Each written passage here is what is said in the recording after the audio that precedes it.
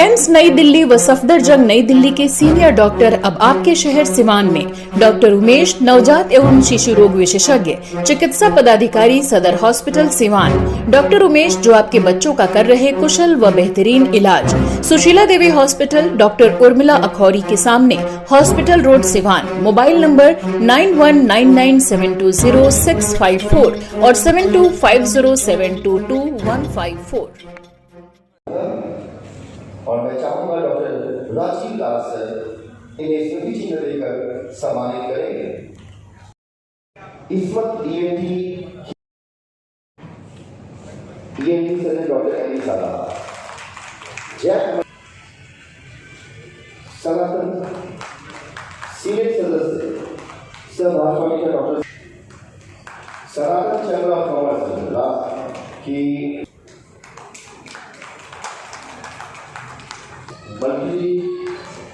Multi speciality hospital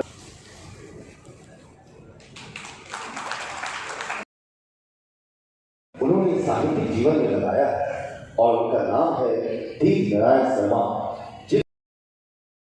हुए मैं चाहूंगा कि आज का ये जो कवि सम्मेलन है उसके मंच की संचालन का मैं निवेदन उनसे करता, संचालन इनसे बेहतर कोई कर नहीं सकता, इसलिए जोरदार तालियों से स्वागत कीजिए देव नारायण शर्मा सर का। और ये मंच उनके हवाले तहे दिया।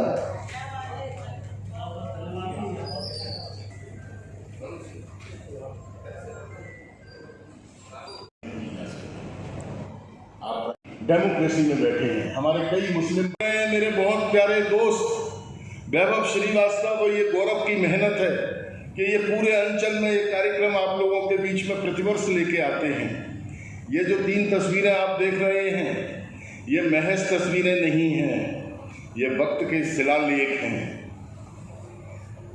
उधर देखिए पूर्णचंद गुप्त जी, आदरणीय पूर्णचंद गुप्त जी स्वतंत्रता संग्राम हास्य के अद्भुत हस्ताक्षर हैं।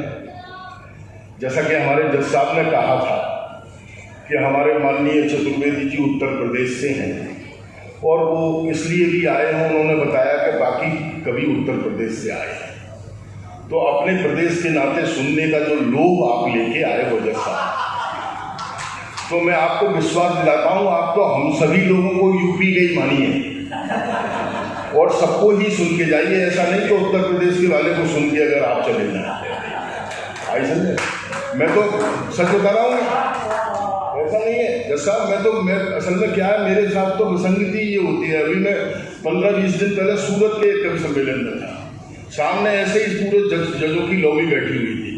मैंने जज साहब से कहा, जज साहब इतने कवियों को सुन रहे हो, आपको कोई दिक्कत तो नहीं हो रही? बोले नहीं, आप तो लगे रहिए, हमें तो वैसे भी दिन भर वकीलों की बकवास सुनने की आदत है।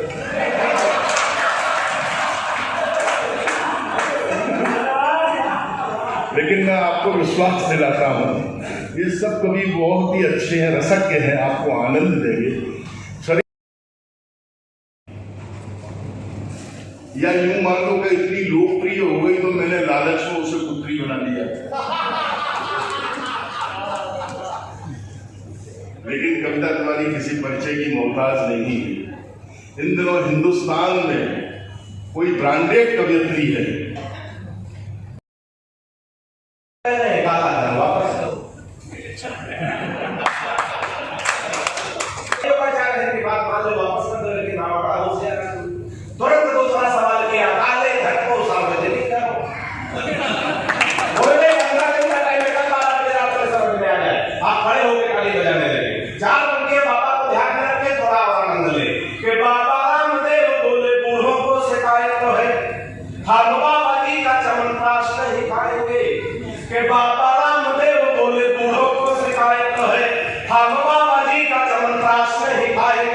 और स्वाद भर हो गया मनाते और खाते हुए, लाभ तो नहीं हुआ है अब न मंगाएंगे।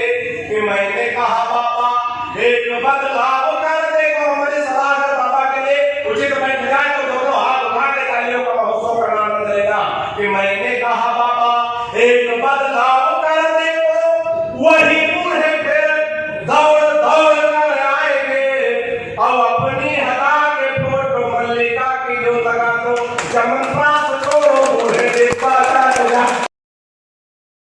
आशीर्वाद दे। ये देश है किसका?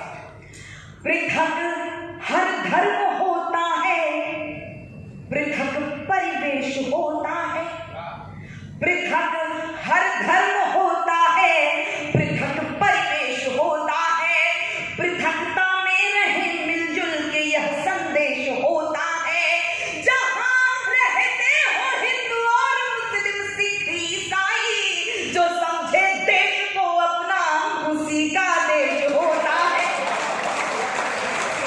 और जो लोग बहुत धन्यवाद।